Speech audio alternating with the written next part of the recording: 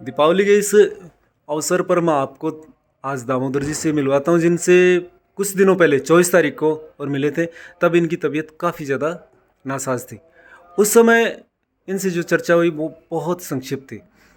आज ये काफ़ी ठीक दिख रहे हैं। तो इनसे उसी बारे में कि अभी तक इनकी सामाजिक समरसता पर क्या विचारधारा है, बताइए।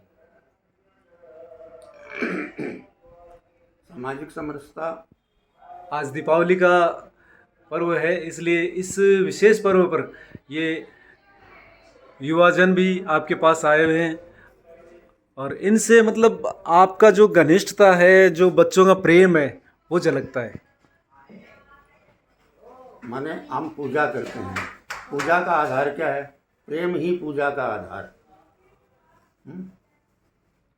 तो सबसे बड़ी बात तो सामाजिक समरसता में यही आएगी कि एक दूसरे की पीड़ा को हम महसूस करें, अनुभव करें और उनको जहाँ तक संभव हो हमसे उसे दूर करने की कोशिश करें। अगर हम किसी बीमार आदमी के पास जाते हैं तो उससे मिलने से, उससे बात करने से, उसके हालचाल पूछने से उसको शांति तो मिलती है कि चलो कोई मेरा अपना है जो मुझे पूछने आया है। बल्कि वो कोई औषधि देते नहीं हैं, डॉक्टर वो हैं नहीं, इलाज वो मेरा कर नहीं रहे हैं, लेकिन ये भी एक इलाज है।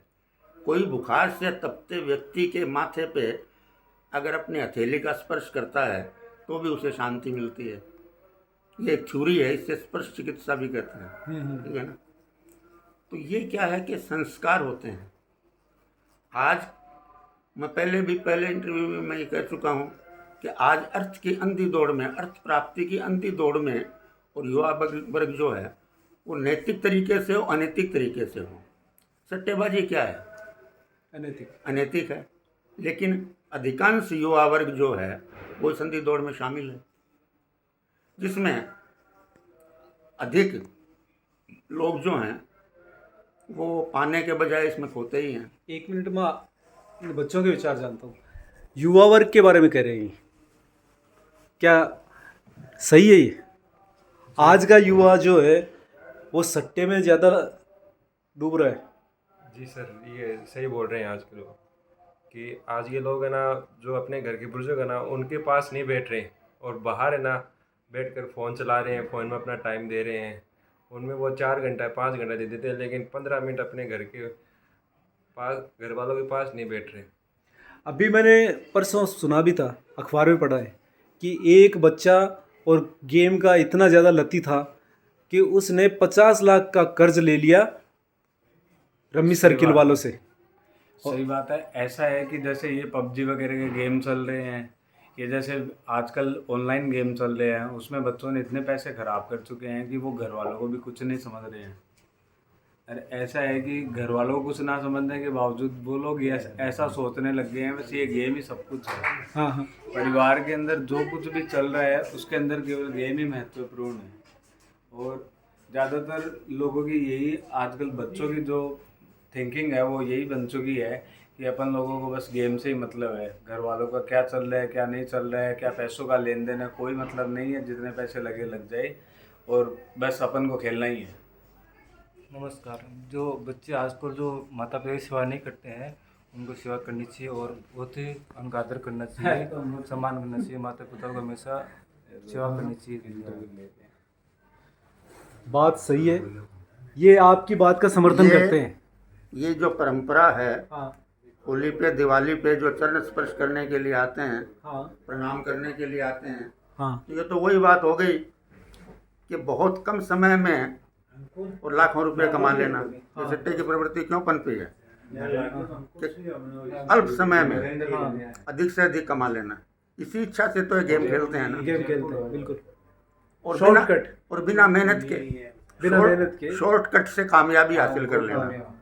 शॉर्टकट से कामयाबी हासिल करने के चक्कर में वो लड़खड़ाते भी हैं, गिरते भी हैं। कई ऐसे भी होते हैं जो गिरने के बाद उठ भी नहीं पाते। और कई अगर मान लो कि उनके पूर्वजों के कोई पुण्य संचित होंगे तो उसमें स्टैंड हो जाते हैं, तो वो बाकी लोग जो हैं उसको फॉलो करते हैं कि अरे अमुक आदमी है वो तो यार क्रिकेट का ही काम करता, देखो आज वो एसी में रह रहा है, उसके पास गाड़ी है, आज उसकी वो मिनिस्टर के पास भी बैठता ही है। तो इससे वो प्रेरणा उधर से ले रहे हैं। आज अगर कोई आके पाँव ये जरा सा झुका तो भैया ये आशीर्वाद भी तो शॉर्टकट ही हुआ ना। तुमने कौन सी मेरी सेवा की, किस बात के लिए? मेरी आत्मा सेवा से मेवा मिलता है, तो एक पुरानी कहावत सभी जानते हैं। हाँ हाँ। तो आशीर्वाद का मेवा तो तुम्हें जब प्राप्त होगा कि जब तुम किसी की सेवा, किसी की खिदमत, किसी की कुछ करोगे, तो बिना किए। इनकी बात से सहमत हो? बिल्कुल, ये हमारे बुजुर्ग हैं। नहीं, ये कह रहे हैं कि आज का युवा शॉर्टकट तरीके से और पैसा कमाना चाहता है, जैसे जुए सट्टे से। वो तो सब आजकल शॉर्ट तरीका अपनाना चाहते हैं, लेकिन वो सही नहीं है। सब मेहनत से सब कुछ होता है, मेहनत से ही सब कार्य होता है। तो शॉर्ट रहता है, आजकल हर चीज़ें शॉर्ट हो गई, वीडियो भी शॉर्ट चलने लगी है, वैसे ही हर चीज़ शॉर्ट होने लगी। मैं शॉर्ट में ये कर लूँ, वो कर लूँ, जीवन भी शॉर्ट होने लग जाएगा। शॉर्ट चीज़ों के लिए नहीं भागना चाहिए, लॉन्ग चीज़ों के लिए भागना चाहिए, जो उससे न्यू बनती है, वही सब है। और ये हमारे बुजुर्ग हैं, ये इन्होंने सब सिखाया है, हम उसी तरीके से चलते हैं। भाई जैसे पहले टेस्ट मैच होते थे तो 5 दिन में रिजल्ट मालूम होता था, उन्होंने 1 डे कर दिया है, 20-20 कर दिया। अब तो ये आने वाला है कि 1 बॉल फेंको, देखें क्या होता है, 1 बॉल मार दो बैट से, हो गया 100 बॉल हो गया। 100 बॉल, अब 20 पे आ गया है, अभी लास्ट के अंदर में देख लो। तो ये जो है ना तरीका अच्छा नहीं है। इनके पास आते रहते हो आप लोग? हाँ, मैं तो जयपुर रहता हूँ, जब भी आता हूँ मिल लेते हैं हमारे बुजुर्ग। ये गली के ही है सबसे बड़े। इनके पिताजी जो हैं, जब साहित्य, संस्कृति और कला के क्षेत्र की बातें मैं ज़्यादा करता हूँ, यही मेरा क्षेत्र रहा है। जब मैं 8-10 साल का था तो यहाँ भक्त प्रहलाद बना था। आज लोग कहते हैं कि रंगमंच का पतन हो गया। पतन क्यों हो गया? कि लोगों की रुचि उधर से हट गई, लाइव प्रोग्राम नहीं हो रहे हैं। लोग कहते हैं कि भाई सिनेमा के चलते ये हुआ। रहे तो सिनेमा को तो फिर भी आपके कैसेटें आई, ये खा गई, अब ये मोबाइल है, सबको खा गया, साफ हो गया मामला। लेकिन इसका सदुपयोग भी तो होता है। लेकिन मैं एक बात ये जो कहना आपकी बात चाहूँगा है। कि रंगमंच पे जो कुछ होता था, हाँ। जैसे श्रवण कुमार नाटक होता था, 2000 पब्लिक बैठ के देखती थी, बच्चे, बूढ़े, औरतें वगैरह सभी। तो उनमें से 2000 में से 20 बच्चे ऐसे होते थे जो प्रण लेके जाते थे कि अपने माँ बाप को तीर्थ नहीं तो कम से कम वृद्ध माँ बाप को हाथ पकड़ के मंदिर के दर्शन कराने जरूर ले जाऊँ। बहुत बड़ी बात है। हाँ। आज अगर बाप कहता भी है कि यार मेरी लक्ष्मीनाथ जी के जाने की इच्छा है, कहता मैंने तो काम है, तो कोई ऑटो करके चला जाओ। चलो ठीक है, मुझे साधन बता रहा है, वो कर नहीं रहा है मेरे लिए। सहमत हो गया बता रहा है, ऐसा इनकी कर बात लो। से? तो संस्कार पर जो है ना, संस्कार विहीन शिक्षा हमेशा घातक रहती है। एक डॉक्टर सेवा का व्रत लेके और वो सफ़ेद अपना यूनिफॉर्म पहन के निकलता है, सर्टिफिकेट, उसके बाद डिग्री है, MBBS हो, MS हो, जो भी हो, ठीक है। लेकिन वो करता क्या है? वो ये देखता है कि अधिक से अधिक, चाहे वो नेसेसरी हो या अननेसेसरी हो, अधिक से अधिक लेबोरेटरी टेस्ट, अधिक से अधिक जांच उसमें लिखूं, ताकि मैं आज की तारीख के अंदर में इस पेशेंट से और 10,000 रुपये कैसे कमाऊं। ठीक है ना? तो ये उसको डिग्री तो मिल गई, शिक्षा तो मिली ना, एलोपैथिक में से उसने डिग्री ली है, लेकिन संस्कार नहीं मिले, संस्कार विहीन हो गया। ऐसे ही आप प्रशासनिक अधिकारियों को देख लो, IAS जिलाधीश बन के वो आता है, कलेक्टर के पोस्ट पे आता है, तो उसको तो जिले का ध्यान रखना चाहिए ना, लेकिन वो जिले का ध्यान नहीं रखता है।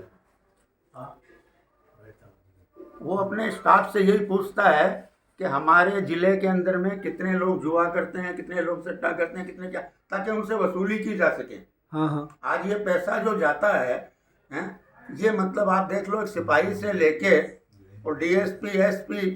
आप लोग जो इनकी बातें हैं, हाँ, क्या लगता है कुछ सुधार की तरफ कोई कदम उठा सकते हो आप लोग?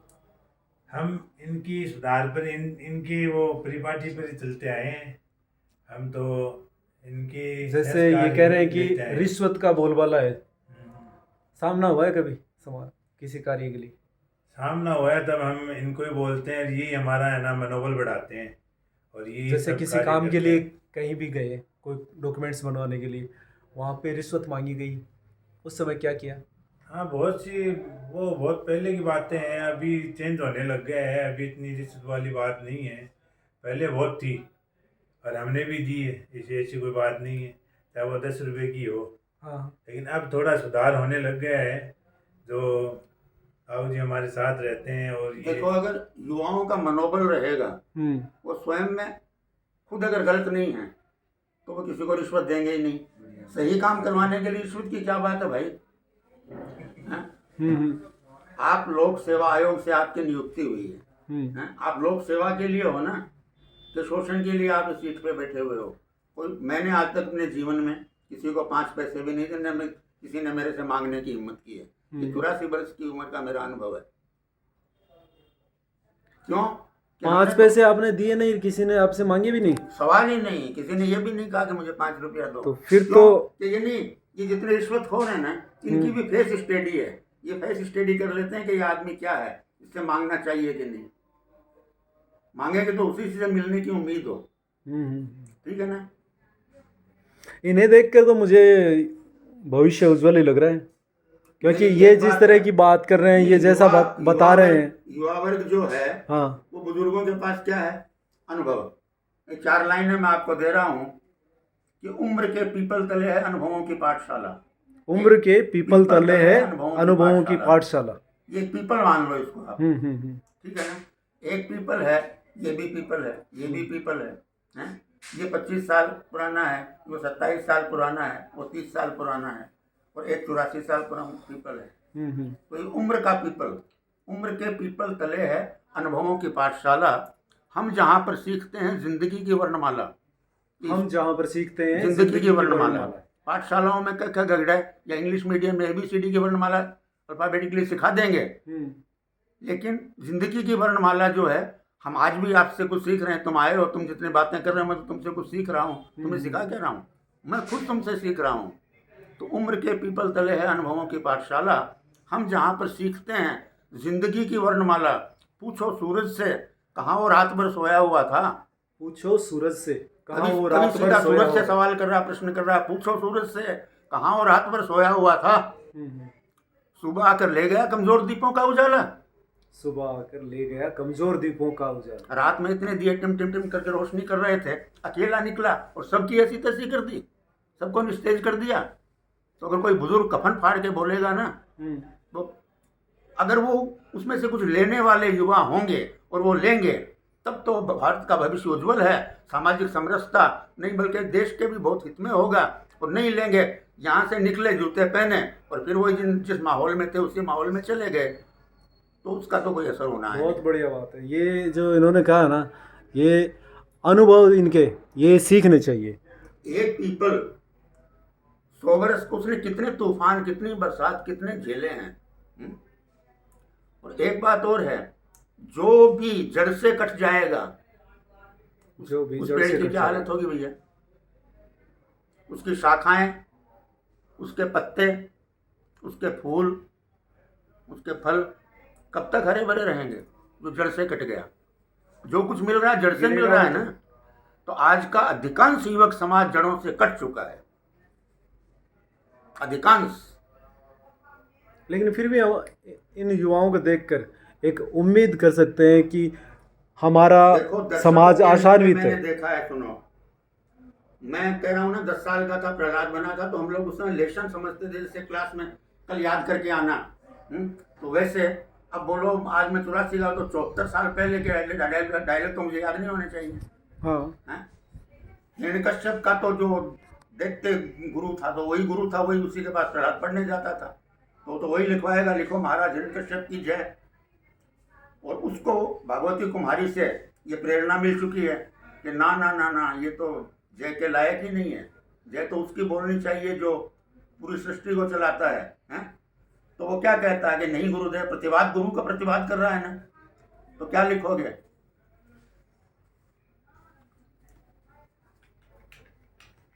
वही जो हमारा धर्म कहता है, जो सत्य और धर्म कहता है। क्या कहता है तुम्हारा सत्य और धर्म? हमारा धर्म कहता है कि पहला काम पूजा है। हमारा धर्म कहता है कि पहला काम पूजा है। वो पूजा किसकी? जिस जैसा त्रिलोकी में न दूजा है। जिस जैसा त्रिलोकी में न दूजा है। उसी जिस जैसा त्रिलोकी में दूजा है, उसी का नाम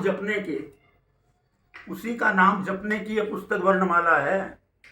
उसी का नाम जपने की ये पुस्तक वर्णमाला है।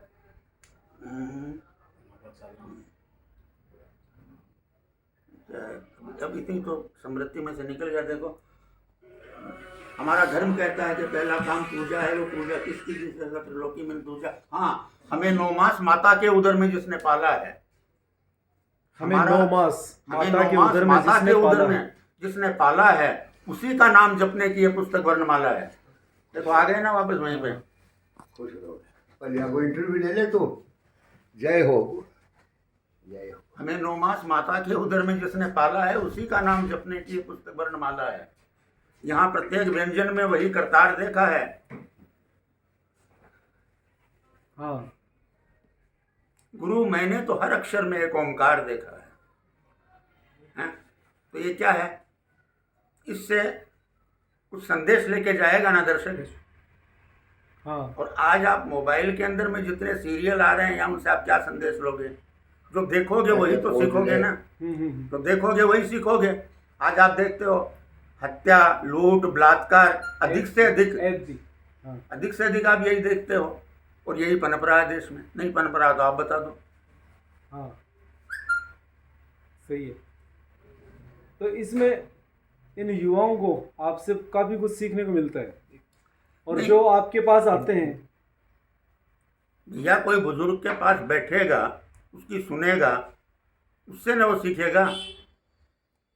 आपके पास तो बहुत या अच्छे बच्चे आते हैं जो सीखते हैं। या एक बार मान लो कि तुमने वीडियो डाल दिया। हाँ। और किसी ने देख लिया है कि माटोलिया जी का इंटरव्यू लिया था, ये है, तो उससे वो क्या ले लेगा भाई? क्या सीख लेगा? आप एक दिन स्कूल में जाओगे हैं? हाँ। और आप मतलब है कह दोगे भाई मैं तो अब एमए की परीक्षा देने आ गया हूँ। हाँ, अमल करना जरूरी है। उसके लिए तो तुम्हें पूरे साल मेहनत करनी होगी ना। हर पीरियड अटेंड करना होगा।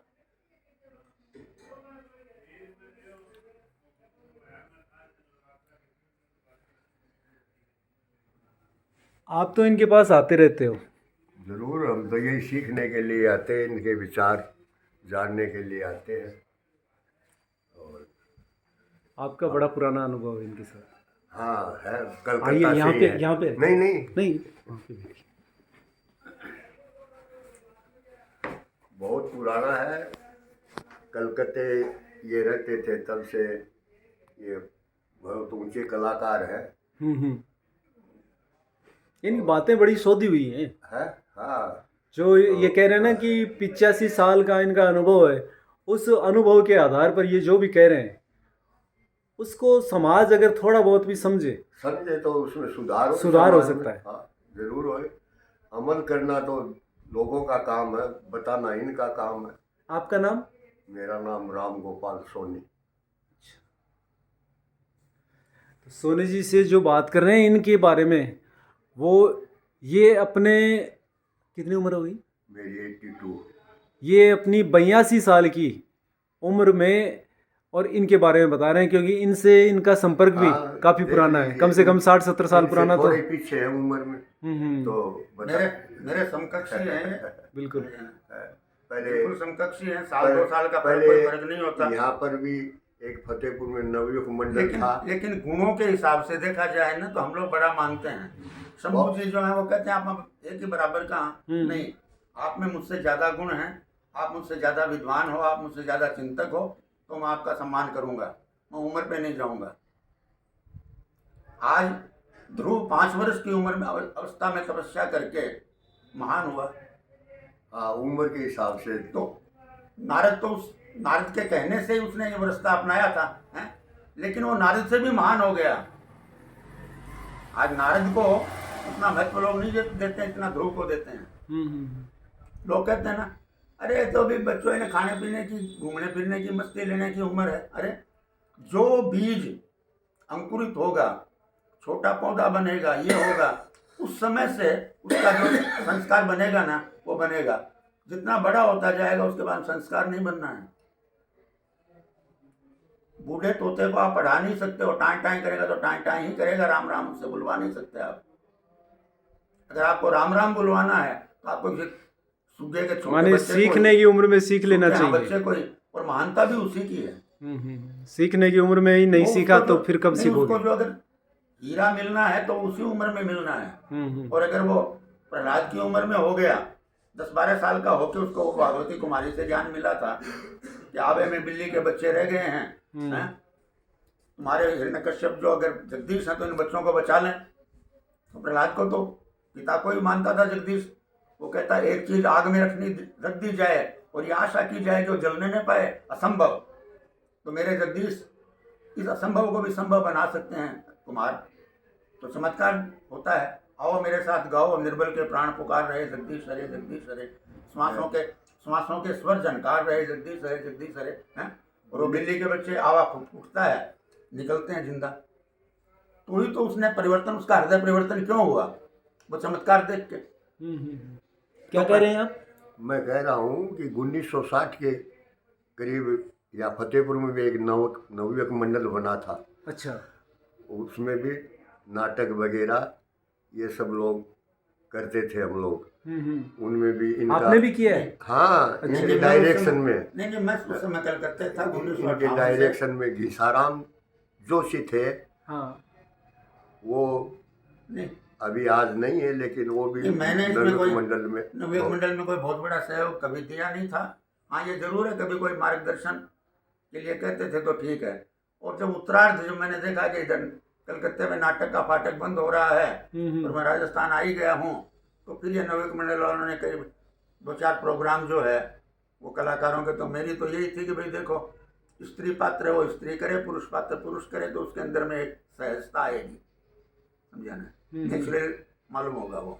और लड़का लड़के को लड़की बनाओगे तो मुझे तो आज के युग के हिसाब से अच्छा नहीं लगता। तो वो परिवर्तन मैं यहाँ फतेहपुर में जो मंचन हुए उनमें लाया और सक्सेस भी हुआ, समझे ना। बाकी नवयुवक मंडल के ये पाए थे महावीर पिपलवा, घीसाराम जोशी, गोरखा माली, ये जो पाए थे, हम मजबूत पाए थे, इन लोगों ने किया। और खाली नाटकों का मंचन ही नहीं, इन लोगों ने वो, एक बार बहुत जोरदार बरसात हुई थी, यहाँ पुस्तकालय की दीवार फट गई थी, जिसका पुनर्निर्माण हुआ है सरस्वती पुस्तकालय का। अभी साहित्यिक जो चर्चाएं हैं वो काफी की हमने। समाज में जो परिवर्तन हो रहा है उसके बारे में क्या कहेंगे आप? कि अभी सामाजिक परिवर्तन कितना हो रहा है? अभी 60 साल पहले और आज में कितना अंतर आ गया है? बहुत अंतर है, बहुत अंतर है। आज के बच्चों में बच्चे जो संस्कार है, बड़ों से कट गए वो हैं, बहुत कम देखने में मिलते हैं। बहुत संस्कारवान बच्चे, बुजुर्गों को अकेला छोड़ दिया है राम भरोसे। अब हमें कभी तुमने मॉडर्न देखा बन क्या? गए हैं आजकल। तो आजकल के बच्चे सब विदेशी धर्रा अपनाते हैं, अपने स्वदेशी को छोड़ करके। तो एक बात बताइए, ये एक प्रश्न मेरे दिमाग में पीड़ादायक कई है। बार आता है हाँ। कि जैसे पुरानी वैदिक परंपरा थी, हाँ, उसमें 75 की उम्र के बाद संन्यास का विधान था हाँ। कि व्यक्ति जब 75 साल का हो जाए उसके बाद उसको संन्यास हाँ, ले संन्यास आश्रम। गृहस्थ से संन्यास की तरफ चला जाना चाहिए। तो वो परंपरा आज के समय में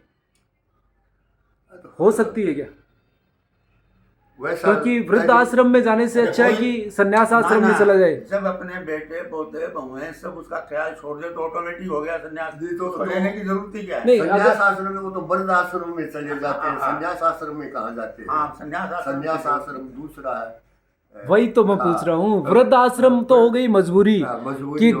तो बच्चे रख नहीं रहे इसलिए वृद्ध आश्रम में जाना पड़ेगा। अरे तो उन वृद्ध लोगों को ये सोचना चाहिए कि अब भगवान की शरण में जाने के लिए संन्यास आश्रम को अपना करके और अपना जीवन सफल करें लास्ट में।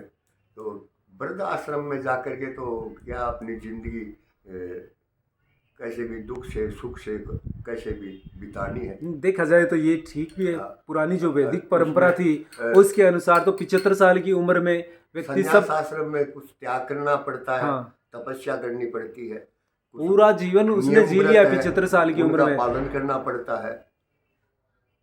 उसने तीनों आश्रम के पालन कर लिए। गृहस्थ आश्रम निभा दिया, फिर वानप्रस्थ कर दिया, हाँ। और चौथा जो है वो उसको तीसरा। संन्यास हाँ। आश्रम करना चाहिए। ये पहले की परंपरा सही थी, आप मानते हैं सही थी? सही कैसे नहीं थी, सब बिल्कुल आध्यात्मिक विचार थे लोगों का, वो भगवान ईश्वर की तरफ है जाना चाहते थे, इसलिए वो ऐसा रास्ता अपनाते थे। आजकल ये भौतिक युग तो में- फिर 75 इस के बाद भौतिक में युग में अब जब हम लोग इतना सुख आराम ऐसा आराम भोग चुके हैं, तो अब संन्यास आश्रम की ओर जाने का कैसे मन करेंगे? लेकिन वो संन्यास आश्रम, आपका जो अनुभव है अभी, हाँ, वो संन्यास आश्रम में जाने के बाद समाज के काम आता है। तभी आता है। अन्यथा तो आप एक जगह सिमटे हुए हो, सिर्फ अपने घर तक सिमट करके उस अनुभव का लाभ सिर्फ अपने घर वालों को दे रहे हो, पूरे समाज को नहीं मिल रहा है। नहीं नहीं, जेठ बैसाख की गर्मी जो है दोपहर की, जब हम देखते हैं पंखे से काम नहीं चल रहा तो कूलर चला लो, कूलर नहीं है तो एसी लगवा लो। तो जब वो गर्मी हम बर्दाश्त नहीं कर पा रहे हैं तो हम लकड़ी जला के तपस्या कहाँ से करेंगे? यथार्थ पे आ जाओ।